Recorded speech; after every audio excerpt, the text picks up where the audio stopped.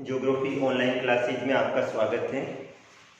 आज बात करते हैं अपन B and BSc part third के लिए भौतिक प्रदेशों को 5 भागों में बांटा था। पहले वाले में अपन ने अध्ययन कर लिया था उत्तरी पर्वतीय प्रदेश का। आज अपन बात करते हैं प्रायद्वीपीय पठार।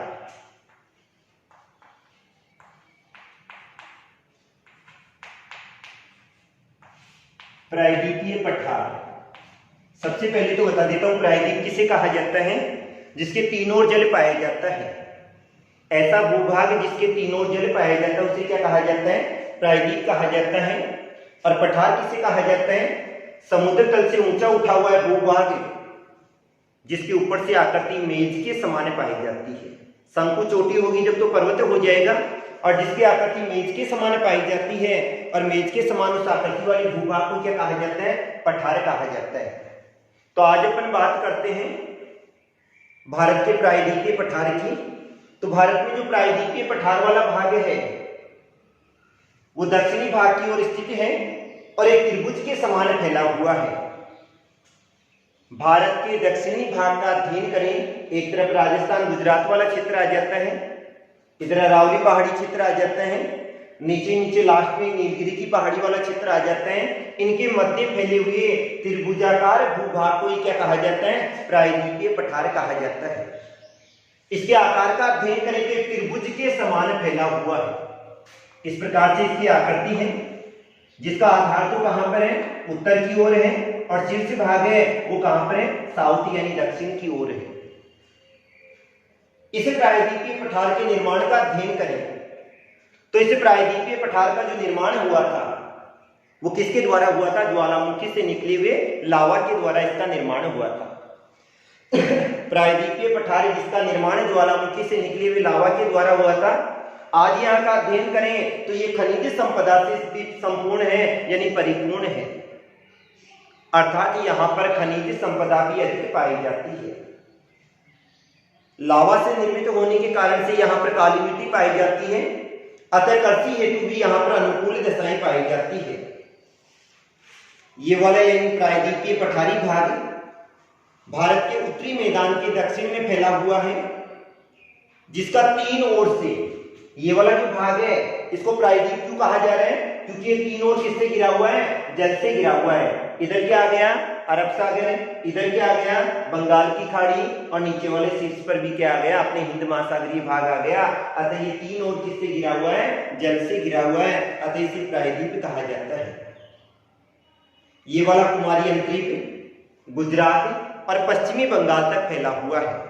गुजरात वाला भी आ जाएगा, कुमारी अंतरीप भी आ जाएगा, और इसके अंतर्गत पश्चिमी बंगाल वाला क्षेत्र भी आ जाता है।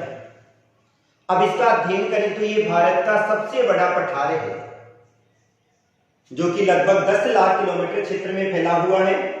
और इसके अंतर्गत कौन कौन से क्षेत्र आते हैं? दक्षिणी पूर्वी राजस्थान वाला क्षेत्र आ जाता है, छत्तीसगढ़ आ जाता है, आंध्र प्रदेश आ जाएगा, आंध्र प्रदेश का थोड़ा बहुत अब भाग आएगा यानी पश्चिमी भाग ही आता है, झारखंड आ जाएगा, महाराष्ट्र, ओडिशा, कर्नाटक, केरल और तमिलनाडु को इसके अंतर्गत सम्मिलित किया जाता है। अब अपन बात करें तो इस प्रदेश को नर्मदा नदी 2 भागों में बांटती है। 2 भाग कौन कौन से होते हैं? एक तो इसका आता है मालवा का पठार। फर्स्ट क्या आ गया? मालवा का पठार।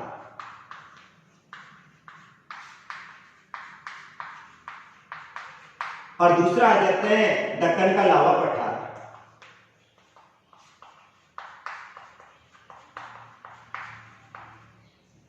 नर्मदा नदी जो कि इस पठारी क्षेत्र को 2 भागों में बांटती है। एक तो आ जाता है अपना मालवा का पठार और दूसरा आ जाता है दक्कन का लावा पठार। मालवा का पठारी क्षेत्र जो कि कहां से फैला हुआ है? पूर्व की ओर बघेलखंड और पश्चिम की ओर बुंदेलखंड की नदियों के द्वारा निर्मित बीहड़ खंड पाए जाते हैं। और ये वाला संपूर्ण क्षेत्र एक लहर के समान पाया जाता है, लहरनुमा आकृति में पाए जाते हैं, जहां पर अनेक नदियों की घाटियां पाई जाती है। इस पठारी क्षेत्र का अध्ययन करें तो एक तरफ तो इसकी कौन सी आ जाती है? विंध्याचल पर्वतीय श्रेणी आ जाती है। कौन सा आता है? विंध्याचल पर्वत आ जाता है। अर्थात पहला भाग कौन सा हो गया? विंध्याचल पर्वत हो गया। अब विंध्याचल पर्वत का अध्ययन करें तो विंध्याचल पर्वत जो कि छत्तीसगढ़, मध्य प्रदेश, बघेलखंड से लेकर बिहार, उड़ीसा और गंगा की घाटी के मध्य में स्थित है।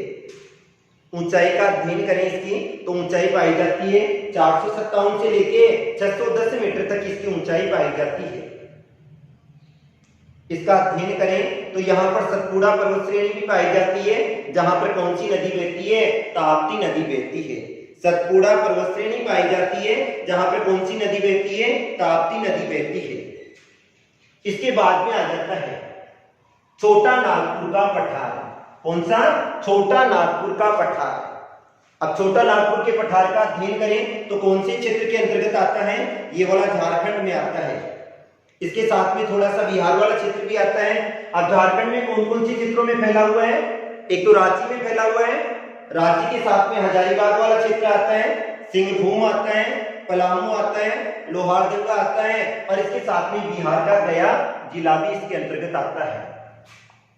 छोटा नागपुर के पठारी क्षेत्र का अध्ययन करें तो यहाँ पर महानदी भी बहती है। इधर वाले भाग से कौन सी आ रही है? महानदी आती है। इसके साथ में दामोदर भी बहती है, सोन भी बहती है और सुवर्ण रेखा नदियां भी बहती है।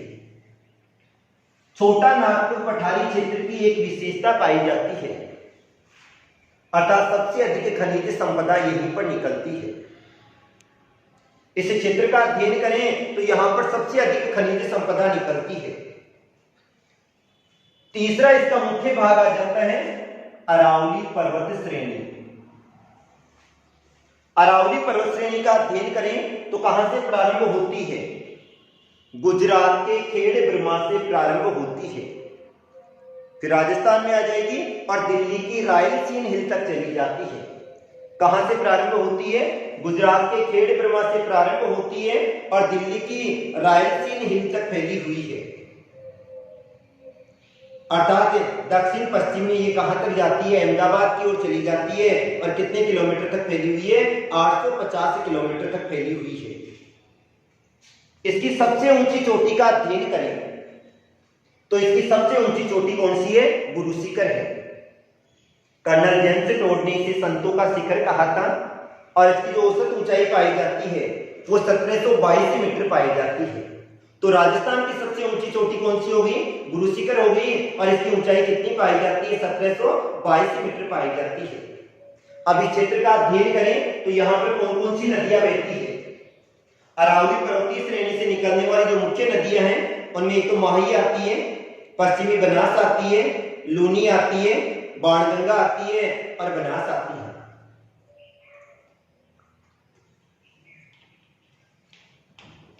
इसके बाद में आ जाता है मालवा के पठार का चौथा भाग आ जाता है थार का मरुस्थलीय क्षेत्र।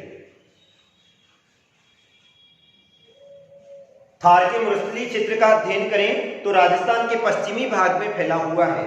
राजस्थान के पश्चिमी यानी उत्तरी पश्चिमी भाग में लिया जाता है और ये वाला शुष्क मरुस्थलीय क्षेत्र है जो कि 644 किलोमीटर तो लंबा है और 360 किलोमीटर क्या है? चौड़ा है। यहां पर रेत के टीले पाए जाते हैं और उन्हें बालू का स्तूप कहा जाता है। यहां पर विशाल रेत के टीले पाए जाते हैं। इन रेत के टीलों को क्या कहा जाता है? बालू का स्तूप। स्तूप का मतलब टीले होते हैं, बालू का यानी रेत के टीले पाए जाते हैं। अब इस क्षेत्र में भी नदियां बहती है और ये वाली नदियां कौन सी होती है? अंतः प्रवाही नदियां होती है। अंतः प्रवाही नदियों का मतलब होता है थोड़ी दूर तो ये अपना जल लेकर जाती है और फिर उसके बाद में मरुस्थलीय क्षेत्र में क्या हो जाती है? लुप्त हो जाती है। मुख्य नदियां लूनी है, जोजरी है, बांडी है, खारी है, सूखड़ी है। लेकिन इस क्षेत्र की एक विशेषता भी पाई जाती है। वर्तमान अध्ययन से पता चला है कि यहाँ पर तेल के कुएं पाए जाते हैं, अतः यहाँ पर तेल की खोज का कार्य वर्तमान में चल रहा है। इसके बाद में अपना आ जाता है पूर्वी और दक्षिणी पूर्वी भाग आ जाता है जो कि उबड़ खाबड़ स्थिति में पाए जाते हैं और लास्ट आता है सौराष्ट्र और कच्छ का रण। सौराष्ट्र और कच्छ का रण ये कौन से क्षेत्र में पाए जाते हैं? गुजरात वाले क्षेत्र में पाए जाते हैं। सौराष्ट्र और कच्छ का रण, कच्छ की खाड़ी भी कहा जाता है और खंबात की खाड़ी वाला क्षेत्र आ जाता है। अब इस क्षेत्र का अध्ययन करें तो यहाँ पर मुख्य जो पर्वतीय क्षेत्र पाए जाते हैं वो कौन सा है? गिरनार पर्वत है। यहाँ पर चारों ओर पानी जो पाया जाता है उसमें कीचड़ समाये हुए रहता है और जैसे ही सूख जाता है नमक की भांति ऊपर की ओर प्रतीत हो जाता है। अतः ये वाला क्षेत्र कम उपजाऊ पाया जाता है। यहाँ की जो मुख्य पर्वतीय चोटी है वो कौन सी है? गिरनार पर्वत है।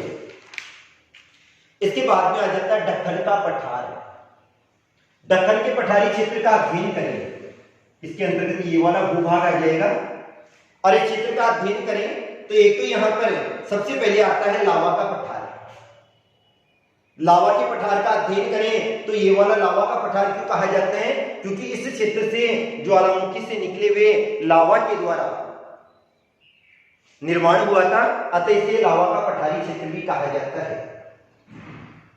अब इस क्षेत्र का अध्ययन करें तो ये ताप्ती नदी के दक्षिण में त्रिभुजाकार रूप में फैला हुआ है। और कौन कौन से क्षेत्र आ जाएंगे? मध्य प्रदेश, महाराष्ट्र और कौन से आ जाता है? कर्नाटक वाला क्षेत्र आ जाता है। यहाँ पर ज्वालामुखी से लावा पदार्थ निकलता है और जब लावा का उद्गार होता है तो लावा ऊपर आके जमा हो जाता है, अतः ढक्कन के समान आकृति बन जाती है, अतः इसे ढक्कन का पठार भी कहा जाता है। फिर आ जाता है मैसूर और कर्नाटक का पठारी क्षेत्र। मैसूर और कर्नाटक के पठारी क्षेत्र का अध्ययन करें तो यहाँ पर दो नदियां बहती है, एक कृष्णा नदी आ जाती है और दूसरी कौन सी आ जाती है? तुंगभद्रा नदी आ जाती है। इसके दक्षिणी भाग को मैसूर के पठार के नाम से जाना जाता है। और बाबा बुदन की जो पहाड़ियां हैं, याद रखना, जो बाबा बुदन की पहाड़ियां हैं वहां पर लोहा अयस्क के सर्वाधिक खनिज पाए जाते हैं और वो बाबा बुदन की पहाड़ियां इसी क्षेत्र में स्थित है जहां पर सर्वाधिक मात्रा में लोहा अयस्क पाया जाता है। इसके बाद में आ जाता है छत्तीसगढ़ निम्न भूमि आ जाती है जो कि छोटा नागपुर के पठार, ये वाला भाग आ जाएगा। इसके दक्षिण में और दक्षिण पूर्व में मेकाल के पूर्व में स्थित है। इसके पश्चिमी भाग को छत्तीसगढ़ के मैदान के नाम से जाना जाता है और ये वाला क्षेत्र सबसे उपजाऊ होने के कारण से इसे क्या कहा जाता है? छत्तीसगढ़ का अन्न का कटोरा भी कहा जाता है। अर्थात यहाँ पर सर्वाधिक जो उत्पादन होता है वो किसका उत्पादन होता है? चावल का उत्पादन होता है, अतः चावल का कटोरा भी कहा जाता है। इसके बाद में आ जाता है दंडकारण्य पठारी क्षेत्र आ जाता है, ये भी ऊबड़ खाबड़ क्षेत्र पाया जाता है और इसका अधिकांश भाग दक्षिण पश्चिम में उड़ीसा तक फैला हुआ है। इसके बाद में अपने दो मुख्य भाग आते हैं, एक तो आ जाएगा पश्चिमी घाट वाला क्षेत्र आ जाता है और दूसरा आ जाता है पूर्वी घाट। दो मुख्य क्षेत्र आएंगे, कौन कौन से? एक पश्चिमी घाट आ जाता है और दूसरा कौन सा आ जाता है? पूर्वी घाट आ जाता है। पश्चिमी घाट में तो यहाँ पर सह्याद्री की पहाड़ियां फैली हुई है। कौन सी आती है? सह्याद्री की पहाड़ियां फैली हुई है, जहां पर थाल घाट हुआ, बोर घाट हुआ, पाल घाट हुआ, ये दर्रे पाए जाते हैं। और आज इन दर्रों का अध्ययन करें तो यहाँ से राजमार्गों का विकास किया गया है और इसी के द्वारा आगे वाले क्षेत्र में जाया जाता है। अब यहाँ की मुख्य विशेषता क्या पाई जाती है? यहाँ पर सीढ़ीनुमा खेतों का विकास किया जाता है और बाद में यहाँ पर कृषि कार्य भी किया जाता है। इसके बाद में आ जाता है पूर्वी घाट। पूर्वी घाट इधर वाले भाग में आएगा। अब इधर वाले क्षेत्र का अध्ययन करेंगे तो यहाँ पर विशाखापट्टनम भी आ जाएगा, महेंद्रगिरी भी आ जाएगा। अब इस क्षेत्र में कौन कौन सी नदियां बहती है? महानदी बहती है, गोदावरी बहती है, कृष्णा बहती है, कावेरी वाला क्षेत्र बहता है। अब दक्षिणी भाग का अध्ययन करें तो दक्षिणी भाग में पश्चिमी जो घाट है वहां पर मुख्य पर्वतीय श्रेणी कौन सी आती है? नीलगिरी पर्वतीय श्रेणी आती है और नीलगिरी पर्वतीय श्रेणी की सबसे ऊंची चोटी कौन सी है? दोदा बेटा है, ये इसकी सबसे ऊंची चोटी पाई जाती है। अब दक्षिण के पठार से निकलने वाली जो नदियां हैं उनमें मुख्य नदियां कौन सी आती है? एक तो पश्चिम की ओर से निकलने वाली नदियां हैं और इसमें माही आती है, साबरमती आती है, नर्मदा आती है और ताप्ती आती है। दूसरा पूर्व की ओर से निकलने वाली नदियों में दामोदर है, सुवर्णरेखा है, महानदी है, गोदावरी, कृष्णा, कावेरी और कौन सी आ जाती है? पेनार आ जाती है। तीसरा आता है उत्तर की ओर निकलने वाली नदियां, इसमें कौन कौन सी आती है? चंबल आती है, पार्वती, कालीसिंध, बेतवा, सोन और केन नदियां आती है। ये तो था दक्षिण का पठारी क्षेत्र। इसके बाद में तीसरा भाग आता है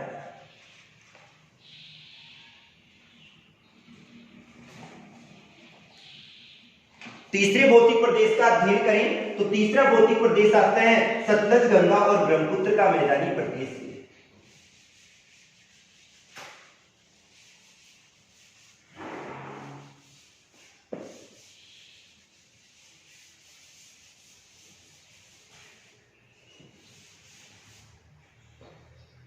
ऊपर वाले क्षेत्र का अध्ययन करके किया था आपने, इसी क्षेत्र में अपना हिमालय पर्वतीय क्षेत्र आ जाता है।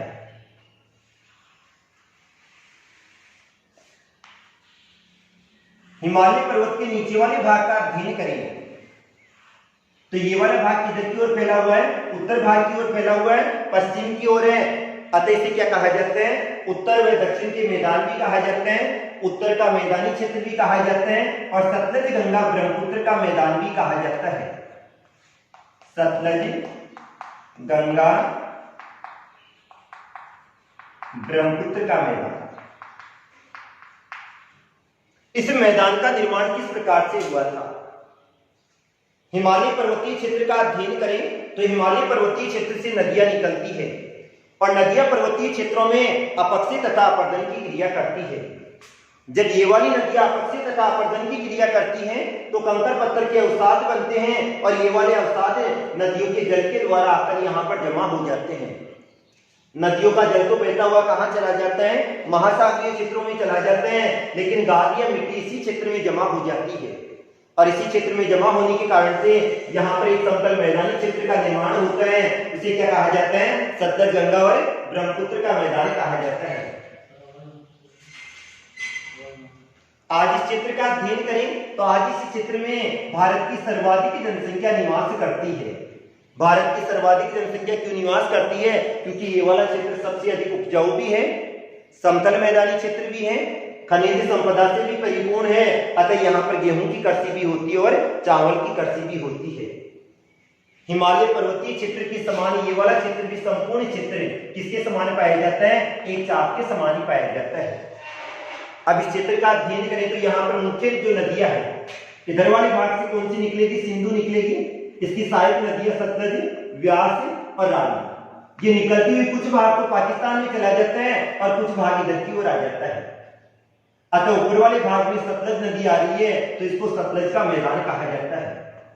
इसके बाद में ऊपर यहां से अलकनंदा आ जाती है, भागीरथी आ जाती है और दोनों आकर किस स्थान पे मिलती है, देवप्रयाग के पास में, और वहां से गंगा नदी निर्मित हो जाती है और फिर इधर वाले क्षेत्र में गंगा नदी आ जाती है। इसकी सहायक नदी यमुना भी इसी में आकर मिल जाती है और आगे गंगा आ जाएगी। इधर वाले भाग से ब्रह्मपुत्र आ जाएगी और लास्ट में तीनों की तीनों बहती हुई कौन कौन सी, यमुना अपना जो लेकर आ रही है, गंगा लेकर आ रही है और इधर से ब्रह्मपुत्र आ जाती है। ब्रह्मपुत्र नदी जैसे ही बांग्लादेश में प्रवेश करती है इसका नाम परिवर्तित हो जाता है, इसका नाम क्या हो जाता है, पद्मा हो जाता है।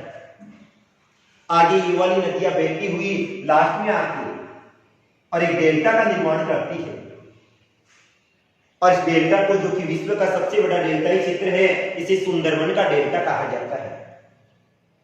तो ये वाली यानी मैदानी क्षेत्र को भी लिया जाता है, डेल्टाई क्षेत्रों को भी लिया जाता है, जो कि सबसे अधिक उपजाऊ मैदानी क्षेत्र है और यहाँ पर सघन जनसंख्या भी निवास करती है। अब ये मैदान कौन से दो क्षेत्रों के मध्य फैला हुआ है? ऊपर वाले भाग में तो उत्तरी पर्वतीय प्रदेश आ गया, नीचे वाले भाग में दक्षिण का पठारी क्षेत्र आ गया और बीच वाले भाग में क्या आ जाता है, सतलज, गंगा और ब्रह्मपुत्र का मैदानी क्षेत्र आ जाता है। लंबाई चौड़ाई का अध्ययन करें तो पूर्वी भाग में 145 किलोमीटर है, पश्चिमी भाग में 480 किलोमीटर चौड़ा है और 2400 किलोमीटर लंबाई। इसकी जो टोटल लंबाई है यहां से इधर वो कितनी है, 2400 किलोमीटर इसकी क्या है, लंबाई है और किसके समान फैला हुआ है, एक धनुष के समान, चाप के समान फैला हुआ है। धनुषाकार आकृति में ये वाला फैला हुआ है। यहां का अध्ययन करें तो यहां पर काप मिट्टी पाई जाती है। काप मिट्टी भी कहा जाता है, जलोढ़ मिट्टी भी कहा जाता है। अतः ये वाली मिट्टी सबसे अधिक उपजाऊ पाई जाती है। ये कहां से कहां तक फैला हुआ है, राजस्थान में पंजाब आ जाता है, हरियाणा आ जाता है, उत्तरी भारत में असम वाला भाग आ जाता है। ये सारे के सारे इसके अंतर्गत आते हैं। इसके अलावा पाकिस्तान और बांग्लादेश का भी क्षेत्र इसी के अंतर्गत आता है। इस क्षेत्र की मुख्य नदियां 3 हैं, बताया था अभी, सिंधु है, गंगा है और कौन सी है, ब्रह्मपुत्र। इस प्रदेश का अध्ययन करें तो 3 नदियां बहती है, एक सिंधु है, दूसरी गंगा है और तीसरी है ब्रह्मपुत्र नदियां इसमें बहती है। अब इस मैदानी क्षेत्र को 2 भागों में बांटा जाता है, एक पश्चिमी मैदान है और दूसरा पूर्वी मैदान है। पश्चिमी मैदानी क्षेत्र का अध्ययन करें तो इसमें पंजाब वाले क्षेत्र को सम्मिलित किया जाता है और हरियाणा, पंजाब वाला क्षेत्र आ जाएगा और हरियाणा वाले क्षेत्र को इसके अंतर्गत क्या किया जाता है, सम्मिलित किया जाता है। और यहां पर 3 मुख्य नदियां बहती है, सतलज, व्यास और रावी। कौन कौन सी, सतलज, व्यास और रावी। इसके बाद में आ जाता है पूर्वी मैदानी क्षेत्र। पूर्वी मैदानी क्षेत्र में अनेक नदियां बहती हैं। नदियों के द्वारा लाई गई काप मिट्टी के आधार पे, जमाव के आधार पे और मैदानी क्षेत्र की स्थिति के आधार पे इसको 4 भागों में बांटा जाता है। 4 भाग कौन से हैं, एक तो आ जाता है भाबर प्रदेश, एक तो भाबर प्रदेश आ जाएगा, दूसरा आ जाएगा तराई प्रदेश, बांगड़ प्रदेश और खादर प्रदेश। उत्तरी मैदानी क्षेत्रों को 4 भागों में बांटा जाता है, एक तो आता है भाबर प्रदेश, दूसरा तराई प्रदेश आ गया, तीसरा बांगड़ प्रदेश आ गया और चौथा कौन सा आ गया, खादर प्रदेश आ गया। भाबर प्रदेश किसे कहा जाता है, भाबर प्रदेश की बात करें तो हिमालय पर्वतीय क्षेत्रों में जहां पर मोटे कंकर पत्थर के टुकड़े पाए जाते हैं, उन मोटे कंकर पत्थर के टुकड़ों से निर्मित मैदानी क्षेत्र को क्या कहा जाता है, भाबर प्रदेश कहा जाता है। अब इस पर्वतीय प्रदेश का अध्ययन करें तो यहाँ पर मोटे कंकर पत्थर के टुकड़े पाए जाते हैं और मोटे कंकर पत्थर के टुकड़े पाए जाने के कारण से जैसे ही नदियों का जल प्रवाहित होता है ऊपर प्रतीत ही नहीं होता है भाई यहाँ पर कोई नदी भी बह रही है। अतः इस उच्च मैदानी क्षेत्र को क्या कहा जाता है, भाबर प्रदेश कहा जाता है। इसके अंतर्गत हिमालय पर्वतीय क्षेत्र और सतलज गंगा के मैदान को सम्मिलित किया जाता है, जो कि कहां से कहां तक फैला हुआ है, शिवालिक की तलहटी से लेकर सिंधु से होता हुआ कहां तक फैला हुआ है, तीस्ता तक फैला हुआ है। तीस्ता नदी तक इसका क्या पाया जाता है, विस्तार पाया जाता है। दूसरा आ जाता है तराई प्रदेश। भाबर का निर्माण तो किसके द्वारा हुआ था, मोटे कंकर पत्थर के टुकड़ों के द्वारा हुआ था, अतः यहाँ पर जल प्रतीत ही नहीं होता है, जल नीचे वाले भाग से निकल जाता है। लेकिन जैसे ही मोटे कंकर पत्थर के टुकड़े समाप्त हो जाते हैं आगे जल निकलता हुआ प्रतीत हो जाता है, अतः इस प्रदेश को क्या कहा जाता है, तराई प्रदेश कहा जाता है। तो भाबर प्रदेश से निकलते ही आगे वाले भाग में कौन सा प्रदेश आ जाएगा, तराई प्रदेश आ जाएगा। तीसरा आता है बांगड़ वाला क्षेत्र। बांगड़ किसे कहा जाता है, स्थलीय भाग से ऊपर उठा हुआ वह भूभाग, स्थलीय भाग से ऊपर उठा हुआ वह भूभाग जहां पर नदियों का पानी नहीं पहुंचता है उस प्रदेश को क्या कहा जाता है, बांगड़ कहा जाता है। अर्थात जहां पर ऊंचाई पर स्थित होने के कारण से नदियों का पानी इस क्षेत्र में नहीं जा पाता है और यहाँ पर सतलज और गंगा नदी बहती है। लेकिन कई बार स्थिति ये पाई जाती है यहाँ पर मिट्टी के हटने के कारण से कंकर पत्थर के टुकड़े निकल आते हैं और इन निकले हुए कंकड़ पत्थर के टुकड़ों को वहां पर स्थानीय भाषा में भूड़ के नाम से जाना जाता है। किस नाम से, भूड़ के नाम से जाना जाता है। और इसके बाद में आ जाता है खादर प्रदेश से। खादर प्रदेश किसे कहा जाता है, नवीन जलोढ़ से निर्मित ऐसा मैदानी क्षेत्र जहां पर प्रतिवर्ष नदियों का पानी पहुंचता है और यहाँ पर जैसे ही प्रतिवर्ष नदियों का पानी पहुंचता है यहाँ पर नई मिट्टी का जमाव हो जाता है। अतः आज अध्ययन करें तो यानी सबसे उपजाऊ मैदानी क्षेत्र इसी के अंतर्गत आता है। ये खादर प्रदेश को बाढ़ के मैदानी क्षेत्र भी कहा जाता है, जलोढ़ मैदानी क्षेत्र भी कहा जाता है, काप मिट्टी वाले क्षेत्र भी कहा जाता है। इसमें मैदानी क्षेत्र भी आते हैं और डेल्टाई प्रदेश भी आते हैं। अतः आज विश्व का सबसे उपजाऊ जो मैदानी क्षेत्र पाया जाता है वो यही मैदानी क्षेत्र पाया जाता है। तो ये तो था अपना सतलज, गंगा और ब्रह्मपुत्र का मैदानी प्रदेश। 3 पार्ट हो गए, हिमालय पर्वतीय क्षेत्र हो गया, दक्षिण का पठार हो गया, सतलज, गंगा और ब्रह्मपुत्र का मैदानी प्रदेश से हो गया। अब 2 बच जाते हैं, एक तो तटीय मैदान और दूसरा द्वीप समूह। इनका अध्ययन आगे वाले चैप्टर में करेंगे।